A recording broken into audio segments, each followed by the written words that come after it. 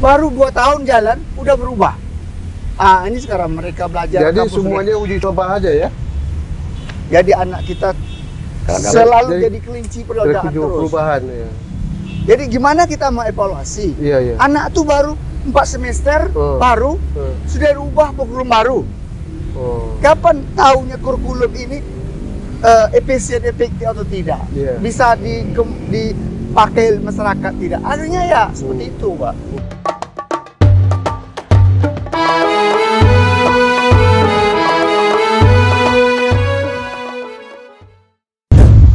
Assalamualaikum warahmatullahi wabarakatuh. Ketemu lagi kita dengan Tok Wan Channel. Satukan suara, majukan Provinsi Riau.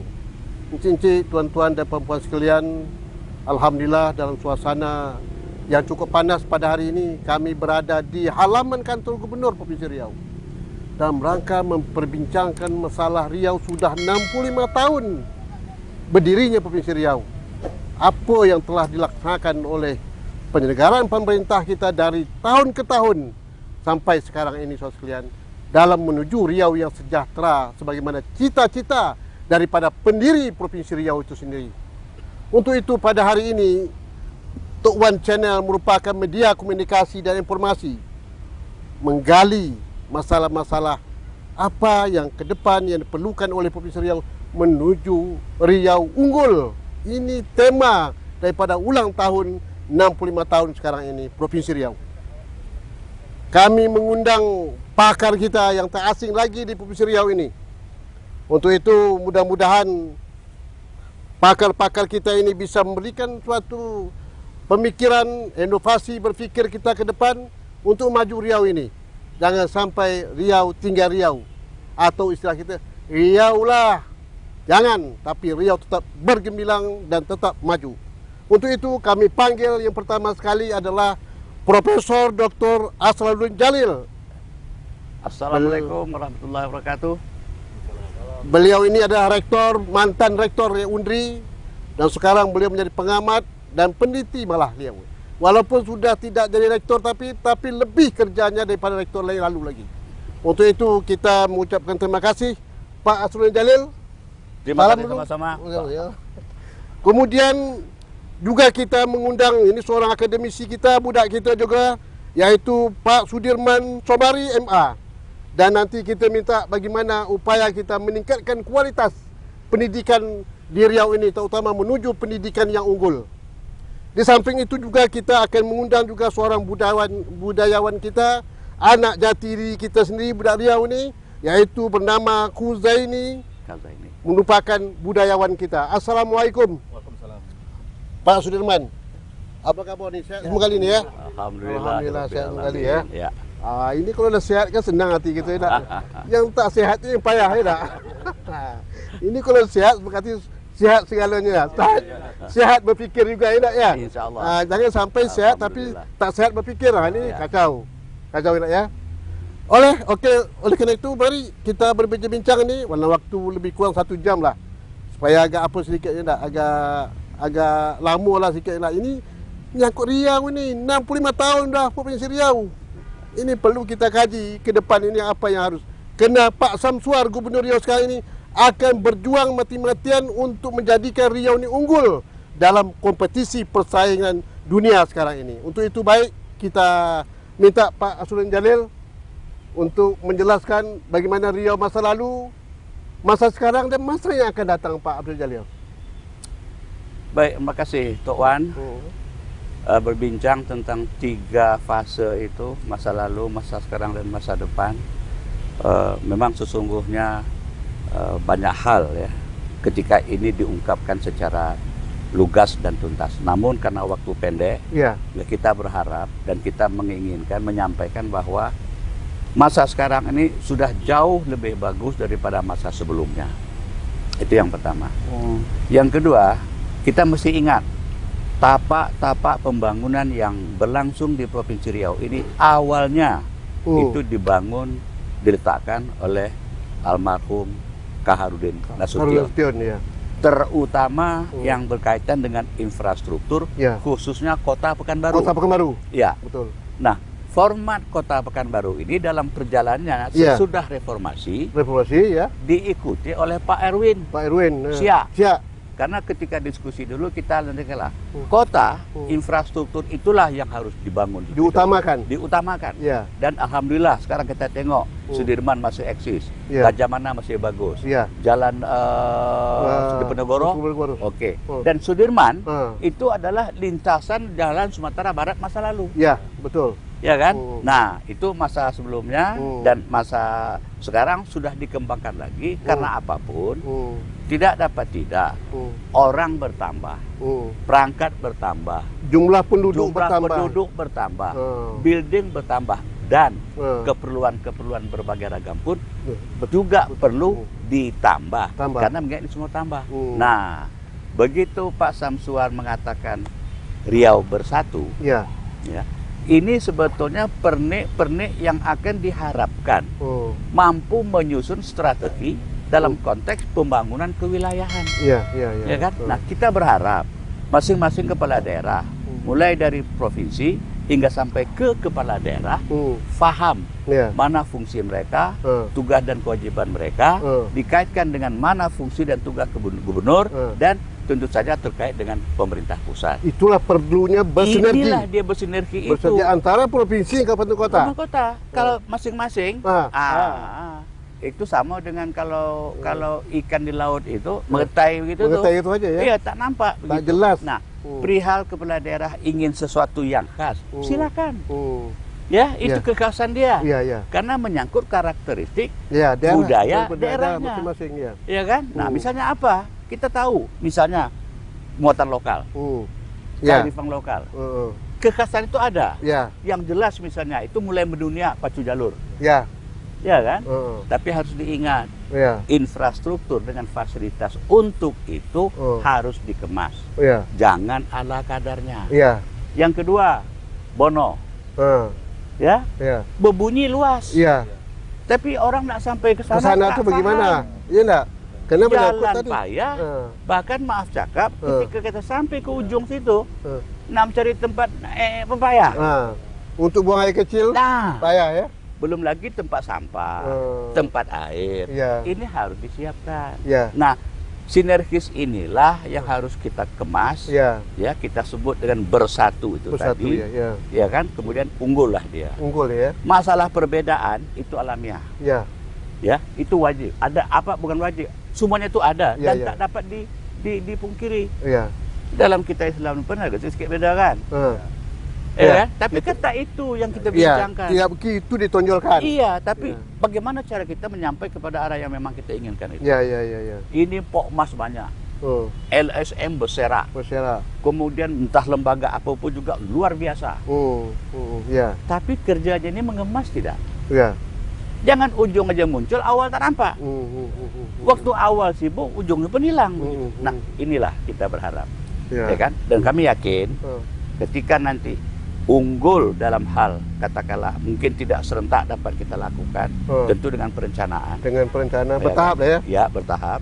Dan etapa itu sudah ada, sehingga istilah bahasa sekarang itu ada output dan outcome, itu luaran itu nampak. Ya. Dan kita mulai inilah, misalnya, ya kan? Jalan hampir semua merata sudah terhubungkan dengan kabupaten kota. Antara provinsi, kabupaten, kabupaten ke kecamatan. Itu yang masih belum. Itu lagi, dan inilah tadi saya sebut ormas kita banyak. Mengapa ormas tidak mau bersatu? Duduk, kirim surat ke presiden, Pak Presiden, perintahkan perusahaan besar itu tidak usah kasih duit, tapi tolong lancarkan infrastruktur dan fasilitas di kampung-kampung antar kecamatan, pulau dan pesisir itu. Terus saya minta duit. Gulirannya apa? Mereka sudah puluhan tahun mengemas potensi daerah itu. Dan sudah banyak kekayaan di sini diambilnya. Untungnya kita pun tak tahu entah berapa triliun.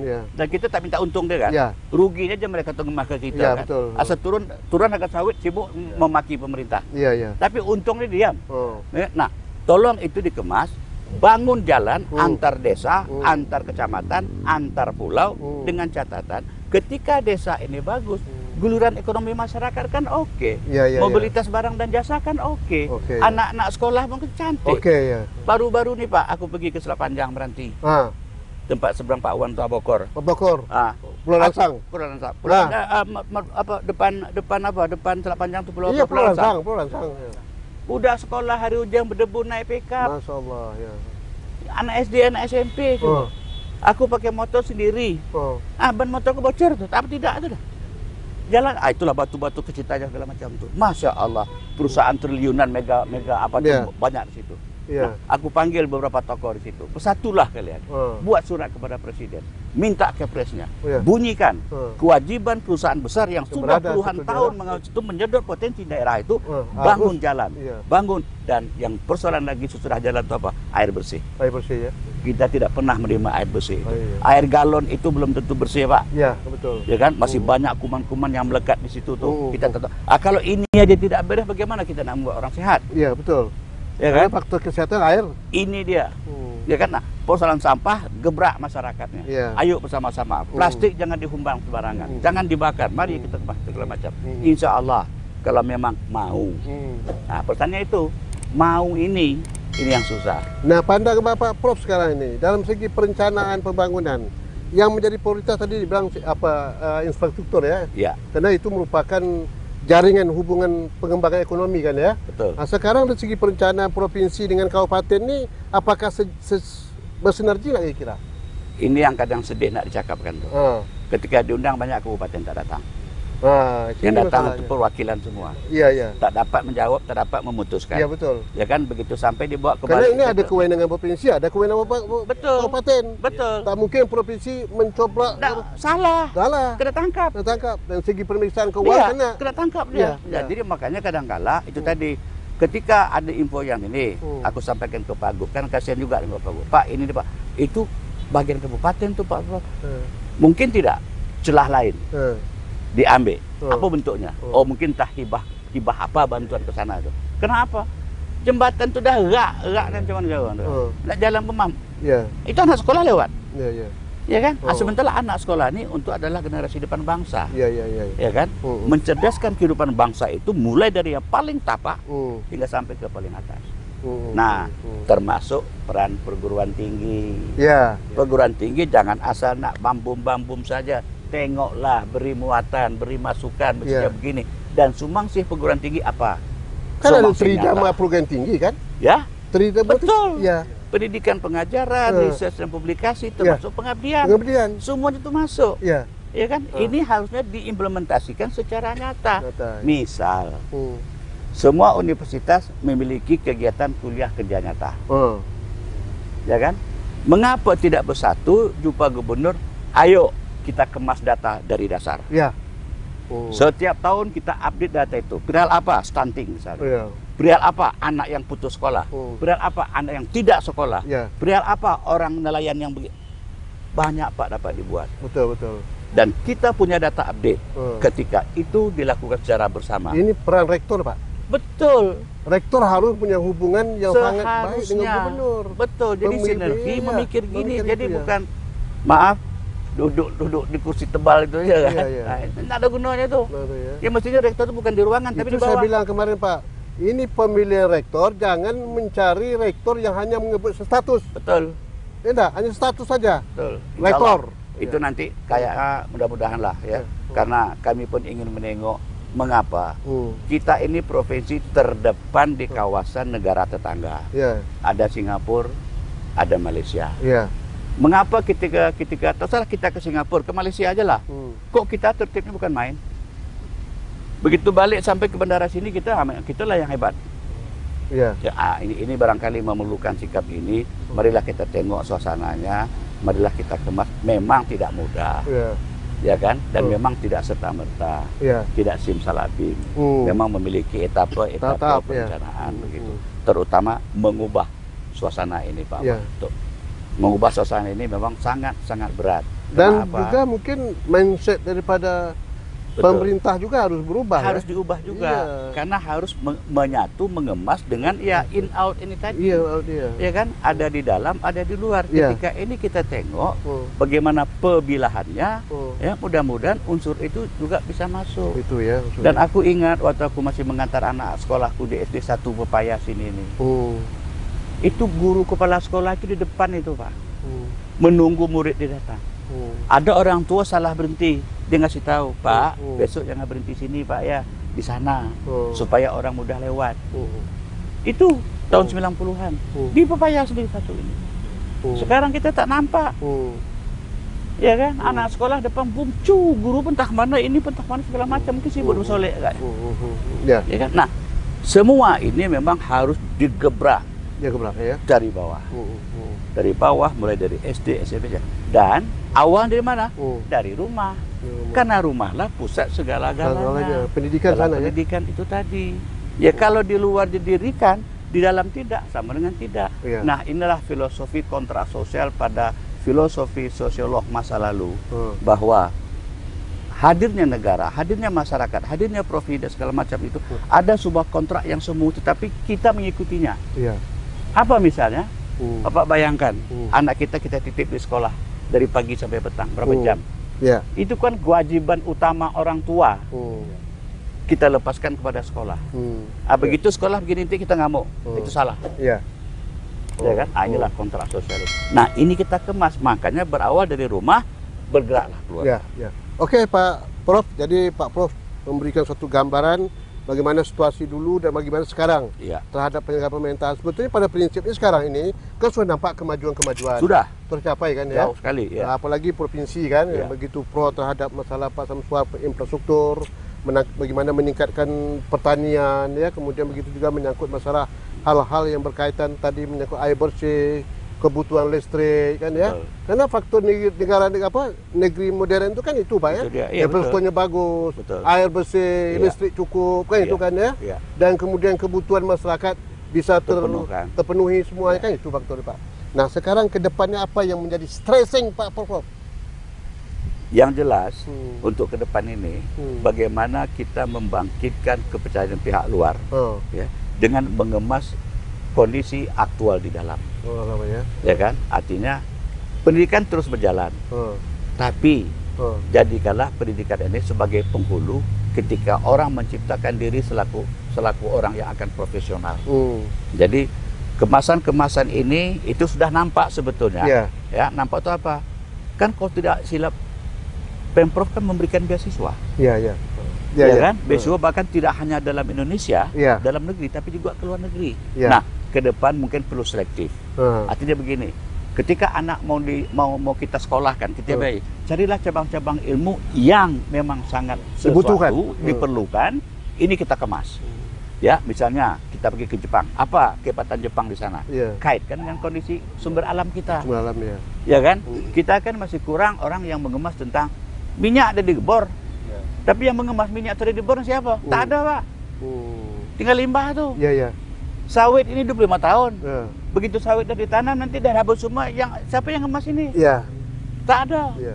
Ya kan? Nah, itu belum lagi persoalan ekologis yang reklamasi abrasi, ya, restorasi gambut. Kemudian belum lagi persoalan bagaimana mengembalikan mangrove itu agar inilah bumper utama supaya pulau tidak tenggelam. Kita memerlukan orang-orang ke depan yang berbasis ekologis, berbasis IT, berbasis cendekia, dan ingat, berbasis akhlak dan moral ya.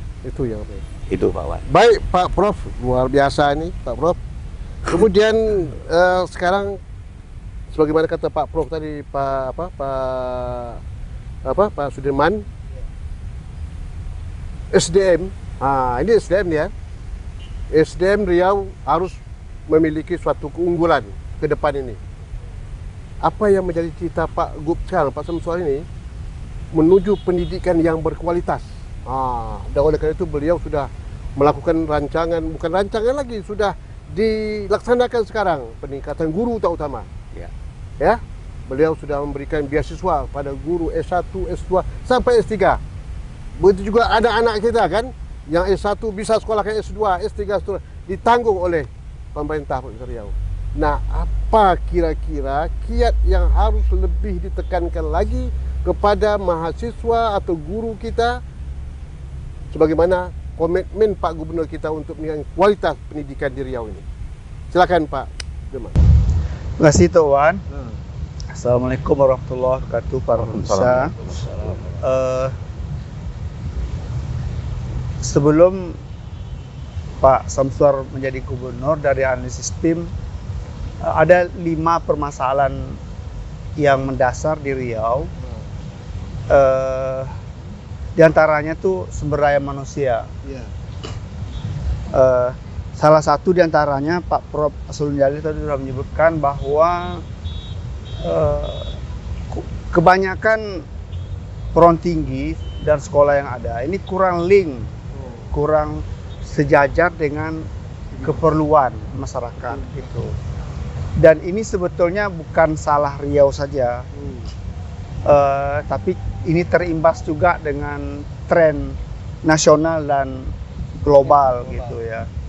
Mungkin Pak Prof sangat paham gimana dalam kurikulum kita di perguruan tinggi dan di sekolah, kita misalnya manajemen gitu, kita mendidik mahasiswa kita menjadi pekerja, ujungnya manajer, yang manajemennya tuh konvensional.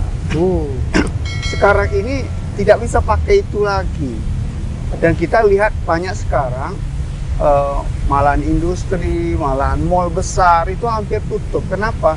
Manajemennya manajemen konvensional yang dikalahkan dengan sistem-sistem yang baru, yang menggunakan media online, yang tak perlu lagi. Jadi banyak yang dipangkas. Jadi tren.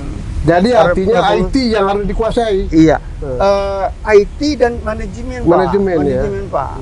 Sekarang siapa saja bisa menjadi pelaku. Produsen tanpa perlu buat toko yang besar, mall yang besar. Tak perlu lagi. Jadi ada alat, ada barang yang mau dijual misalnya. Ini misalnya tidak apapun namanya ini. Ibu-ibu foto saja, kemudian masuk media sosial, itu sebuah pasar.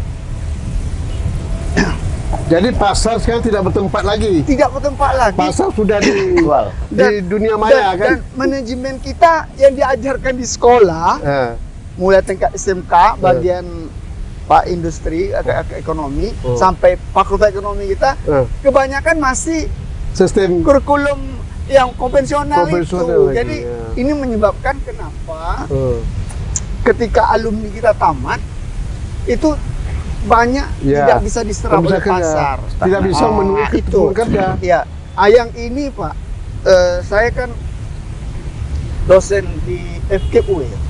FKIP ini kan Fakultas Guru Ilmu Pendidikan, ini sebetulnya dapur untuk mencetak guru dan ini mencetak lulus masa depan. Ini juga Pak, ini tadi saya katakan kita memang tidak bisa hanya sekedar Riau, dan ini banyak juga pengaruh nasional gitu. Kurikulum kita Pak Tuan memang kalau saya mengistilahkan terlalu dinamis gitu. Dalam ilmu pendidikan tentang kurikulum itu idealnya perubahan itu memang 10 tahun Pak Perguruan Tinggi. 10 tahun. Minimal 5 tahun. Tapi fakta sekarang ada kala Pak baru 2 tahun jalan udah berubah. Ini sekarang mereka belajar. Jadi semuanya uji coba aja ya. Jadi anak kita selalu jadi kelinci perubahan terus. Jadi gimana kita mau evaluasi? Anak tuh baru 4 semester baru sudah rubah kurikulum baru. Kapan tahunya kurikulum ini efisien, efektif atau tidak? Bisa dipakai masyarakat tidak? Akhirnya ya seperti itu Pak.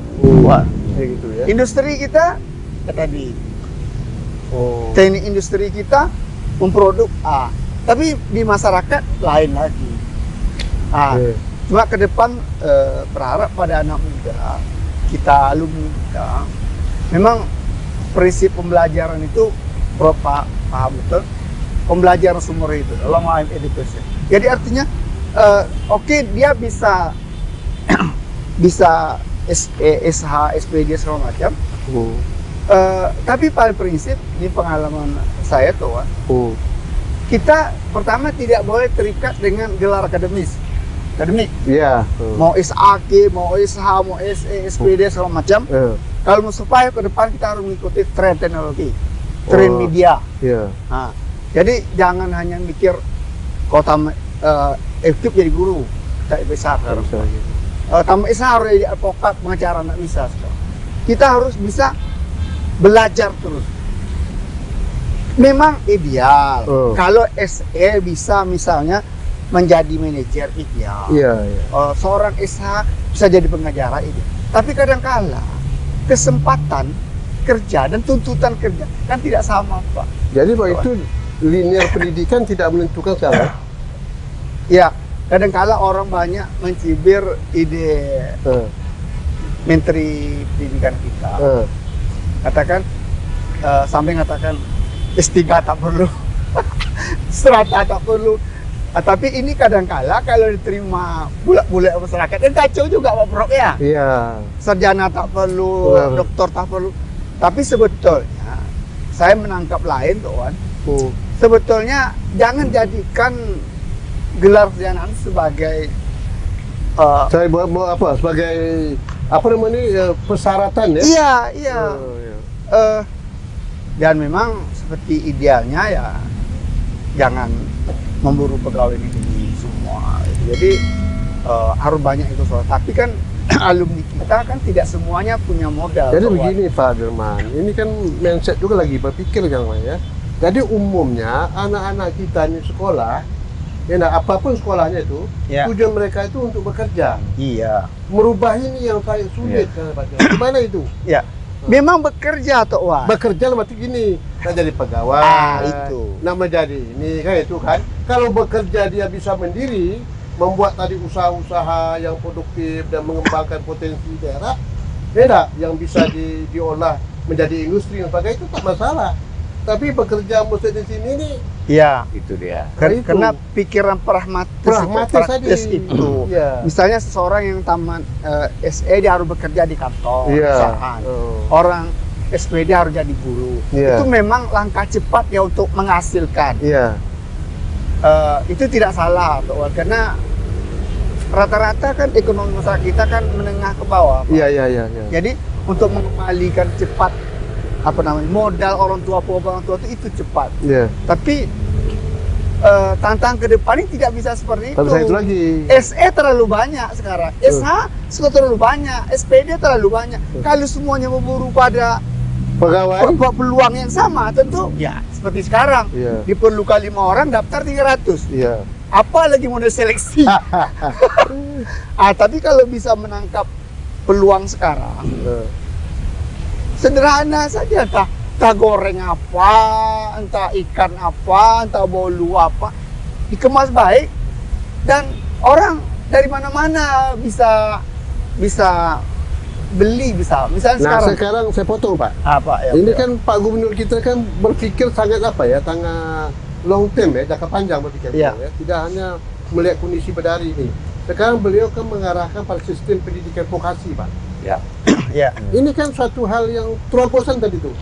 Jadi anak-anak itu tamat sekolah itu dibekali dengan keahlian, keterampilan dan disesuaikan dengan perkembangan dunia industri. Itu bagaimana tindak Pak implementasi ini nanti yang harus dilakukan?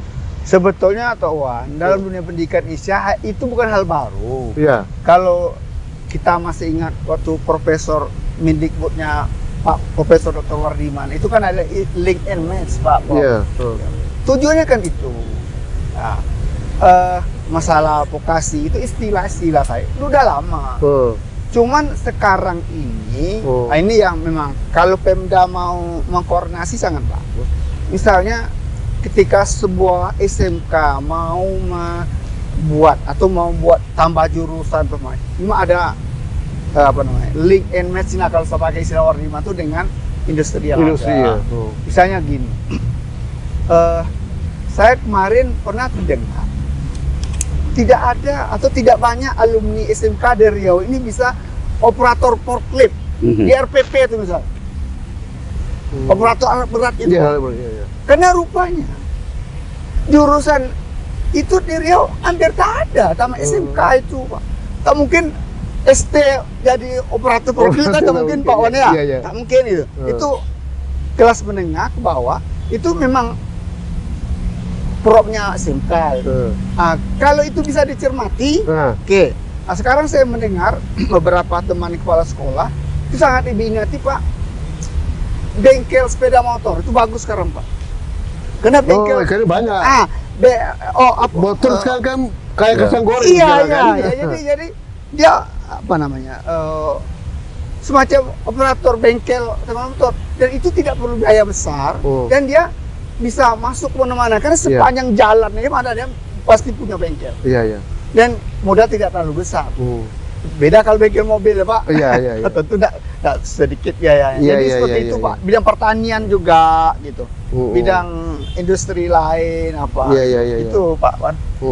Komentarnya. Baik, Pak Dirman, sebelum kita mengalihkan pemikiran kita dalam perspektif pembangunan Riau yang berbudaya, apalagi menuju Riau yang bertamadun Melayu, maka saya menyampaikan pantun.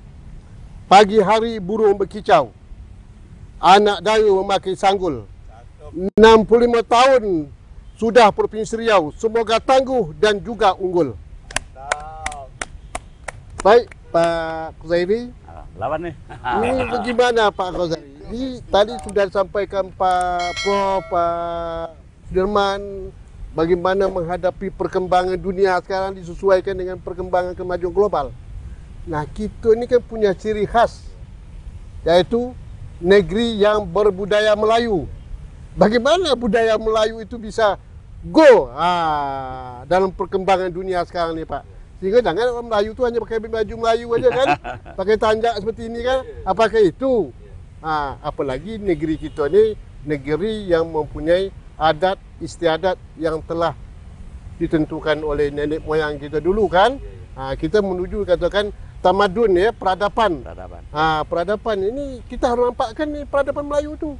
Mungkin nanti negeri-negeri Melayu akan melihat, oh ini Riau ini yang berbudaya Melayu itu. Bagaimana Pak Khuzairi? Silakan.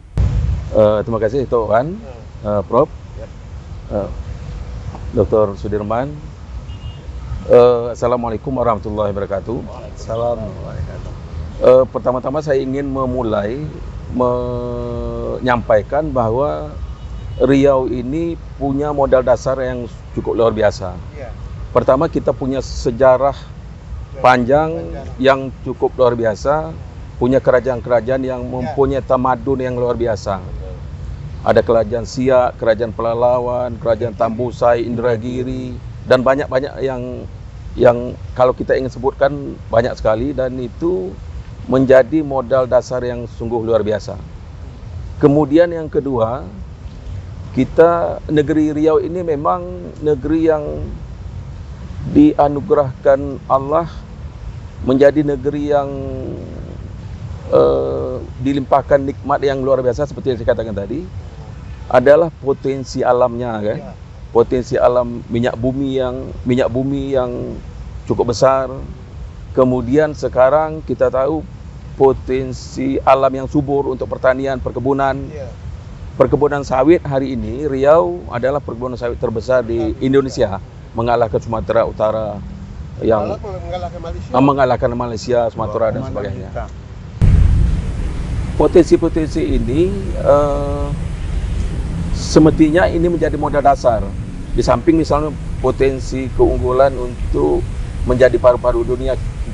Riau ini menjadi salah satu paru-paru dunia karena daerah ini memiliki gambut yang sangat luar biasa.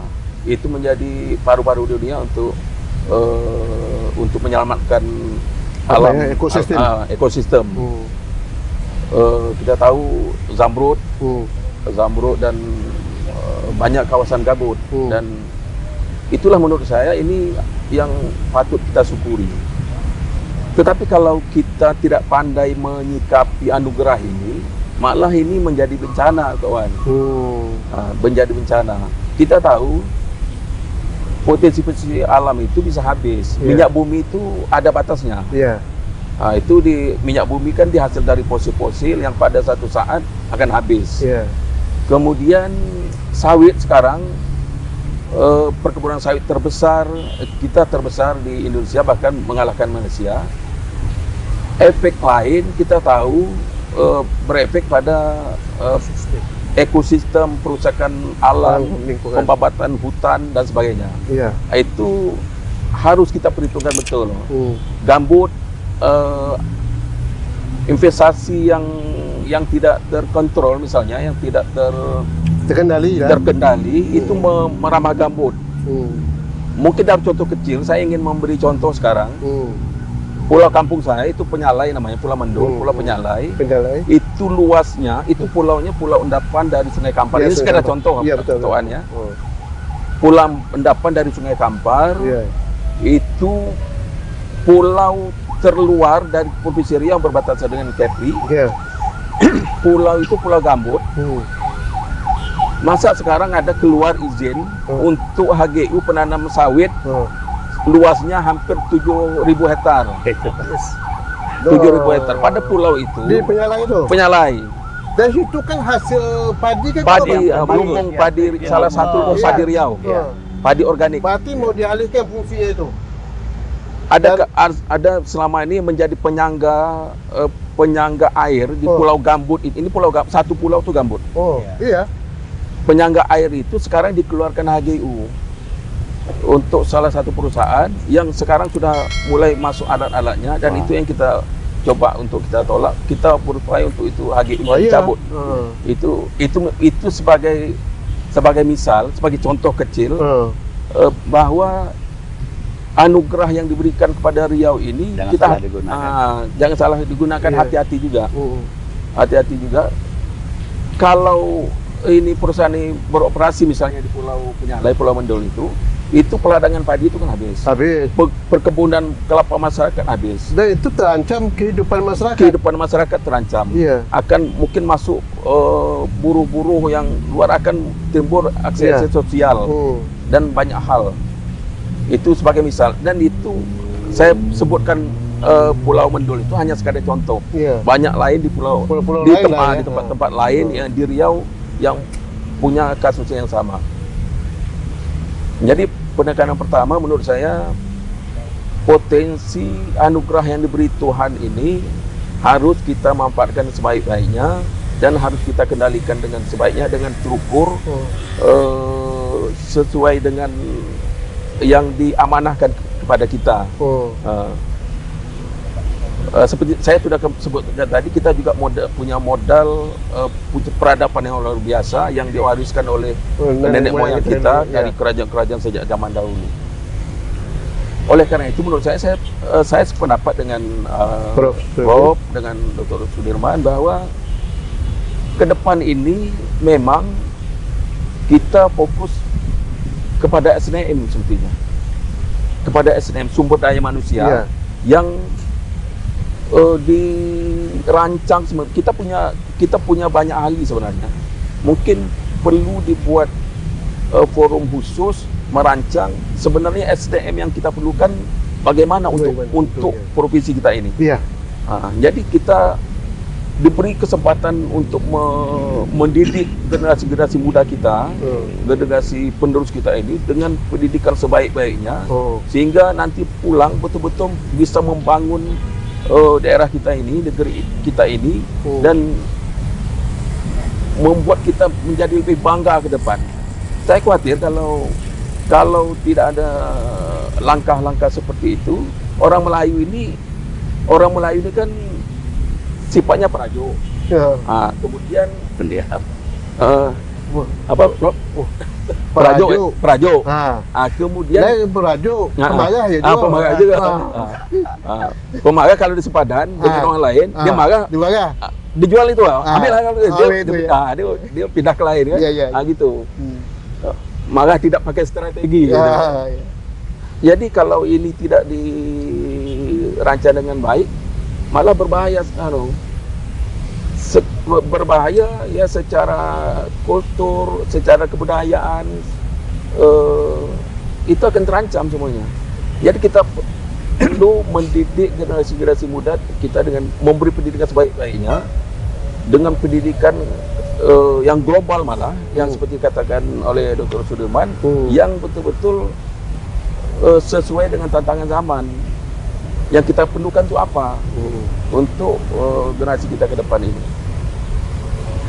kembali ke saya katakan kita punya modal peradaban yang luar biasa. Kita padukan antara pendidikan teknologi kekinian, kita padukan dengan peradaban kita yang luar biasa itu, maka muncullah generasi-generasi Riau unggul ke depan. Unggul ke depan. Jadi antara pendidikan perkembangan zaman dengan peradaban yang sudah dimiliki itu, maka ini akan melahirkanlah generasi unggul, yang punya moral, yang punya peradaban, etika, tapi punya wawasan, punya keterampilan yang luar biasa. Fokus kita seperti itu. Saya yakin itu bisa. Kita kumpulkan para cendekia kita, para profesor kita, para ahli-ahli kita. Sebenarnya dirancang kita ini mau kemana? Riau ini mau bawa kemana? Generasi muda kita ini kita persiapkan untuk apa? Bagaimana gitu? Demikian, Tuan. Terima kasih Pak Khaini yang telah memberikan penjelasan tentang bagaimana nilai-nilai budaya tetap berjalan sesuai dengan perkembangan zaman itu sendiri. Baik, Prof. Atau ada pantun tak kira? Belum. Belum kira. Tak berani. Belum ya. Kota itu saya pantun satu lagi. Oke. Air danau terasa payau. Air dah. Buat bersiram si putih raja. Lah. Kemudian selamat ulang tahun Provinsi Riau. Semoga unggul dan tetap berjaya. Ini Pak Prof. Okey Pak Prof, sedikit Pak Prof. Nah, Riau ini salah satu unggulkan potensi tambang cukup besar, Pak. Enak ya. Batu bara lah, kerikil lah, pokoknya faktor migas lah saya. Cukup besar sebetulnya, Pak. Jadi ke depan ni bagaimana, Pak, keunggulan pengembangan ekonomi dari sektor pertambangan untuk masyarakat itu? Silakan, Pak. Dia gini, Tuan. Suasana itu kan selalu berubah. Dan termasuk juga tadi apa yang dibincangkan oleh Pak Khazaini. Dan dulu sebetulnya ketika kami menyusun dengan tim itu Master Plan Riau 2020, itu sudah ada bahasa yang disebut dengan rekayasa sosial. Jadi dalam bahasa masa lalu disebut dengan social engineering. Artinya apa? Ketika kita ingin bahwa pada suatu tahun tertentu menjadi ini, upaya kita itu sudah bergeraklah ke sana. Nah, pada masa sekarang teknologi sudah menjadi penghulu, dan ini tidak dapat dicegah, bahkan sangat riskan, Pak. Jadi mengerikan malah, terutama sejak COVID. Ini anak kecil daring, menggunakan handphone, menggunakan laptop dan segala macam.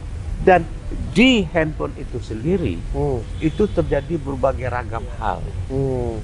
TikTok, aplikasi ini, Twitter, Instagram, dan semua orang dapat melakukan, meluahkan niat. Niat, apa yang diinginkan. Oleh karena itu diperlukan, pertama, keberanian pimpinan. Artinya sistem. Berani tidak, sesuatu aplikasi yang dianggap itu mudaratnya besar, stop. Kita blok. Misal, nah ini kita tengok. Cina itu apapun aplikasi yang di luar Cina, kalau dia masuk ke sana tidak menggunakan bahasa Cina, dia blok. 1,4 miliar penduduk Cina gitu. Begitulah apa dia Begitu komitmen dia untuk menjaga memajukan daerah negara dia. Ya kan? Kita harus seperti itu. Ya kan? Caranya misal mungkin dari Pak Sudirman, ini juga, Tok Wan juga. Yuk kita mulai dari sekarang, mulai pukul 6 petang hingga sampai pukul 9, haramkan memegang handphone, tidak boleh memain itu segala macam, dan kalau mungkin TV jangan dihidupkan. Begitu ya. Bunyikanlah entah lagu bahasa orang mengaji, orang ini dan segala macam. Sudah itu boleh. Satu. Yang kedua, perguruan tinggi tolong ketika ingin menciptakan SDM unggul, jangan terlalu bangga dengan di dalam. Kita harus mampu melahirkan kerjasama yang juga lebih bagus dengan kemana kita mampu bekerja sama. Iya kan? Misalnya kalau dekat, aku tak sesuai dengan Singapura karena Singapura terlalu tinggi egonya, terlalu tinggi dah. Aku pun diundang sana tak pernah aku mau. Kita pergilah ke Malaysia atau ke Inggris boleh. atau ke Jerman. Kita cari apa yang kita perlukan pada masa sekarang untuk anak didik kita masa depan. Ya kan? Bekerja sama. Caranya seperti apa? Perguruan tinggi boleh membuat program. Ya kan? Seperti kami dulu pergi ke Northampton University UK, dapat kita lakukan itu. Cuma ini tidak teruskan. Nah, yang format ini kita lakukan. Yang kedua, Al-Azhar Kairo, Arab Saudi, segala macam itu banyak menunggu itu. Oh, itu ya. Banyak menunggu. Sekarang yang menerobos itu ke sana itu siapa? Iya kan? Nah, harus di dalam ini yang harus bergerak sendiri. Katakanlah ketika kita ingin unggul, apa yang harus kita utamakan? Nah, yang berikutnya universitas mulai berani turun mencari bibit-bibit unggul di kampung-kampung itu, Pak. Tuh, itu ya. Di kampung tuh banyak yang unggul, tapi orang tuh tak berduit, tidak ada hubungan, tidak ada akses, tidak ada fasilitas. Misalnya dulu tahun 2009 apa 10 di Pulau Guntung sana tuh, dia lulus kedokteran, ngundang aku kenduri. Alhamdulillah lanjutlah. Lanjut ya. Di Purnama sana tuh Pangkalan Selesai, jauh di ujung sana. Begitu juga dia lulus teknik apa waktu itu.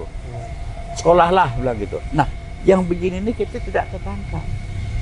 Fokus kita hanya pada ini. Oleh karena itu buatlah kebijakan. Buat 50-50 misalnya. Khusus tahun ini yang sekian persen untuk katakanlah prodi yang memang applicable, kita peruntukkan untuk anak-anak kampung. Nah, kerjasama dengan pemerintah kabupaten dan provinsi. Kami beri Anda sekian, Anda beri kami apa? Bukan minta duit, tapi meminta jaringan hubungan kerjasama. Itu ya. Kan? Nah, yang ketiga, universitas. Apa? Oke, UIR, UNILA, UI, oke, kita akan membentuk sebuah desa model. Itu ya, harus punya sesuatu harus. Ya. Sini apa? Oh, UMKM, usaha mikro, segala macam. Jebret. Perguruan tinggi mencari jalur, menciptakan jaringan, pemasaran, dan tempat-tempat tertentu. Kan mereka punya akses. Bawa ini keluar, ketika ada seminar, ada ini. Jadi perguruan tinggi sebagai motivator. Motivator semua. Masya Allah. Iya kan? Nah, berikutnya lagi apa misalnya? Oke, kita memerlukan, sekarang kita heboh. Wah, BUMDes, apa tidak ada kerjanya? Yang membina BUMDes siapa? Orang kampung disuruh begitu, mana tahu. Membuat perencanaan pun tak tahu. Iya kan? Tengoklah, bantu gitu. Ini yang aku lakukan tuh, Pak, menengok berkeliling Riau nih. Gitu ya. Sampai-sampai ban aku bocor tengah malam kena hujan tuh hanya untuk nengok itu. Tapi aku puas. Ya kan? Begini kondisi real masyarakat kita. Kita di sini enak nih, Pak. Enak, begini nih. Tapi kalau kita tengok orang sana, Bapak Tok Wan kada nengok dia membeli air galon tu Pak tengah malam. La ilaha illallah. Apa air galon yang isi? Yang isi apa tu? Isi galon tu? Yang bilang set tu siapa?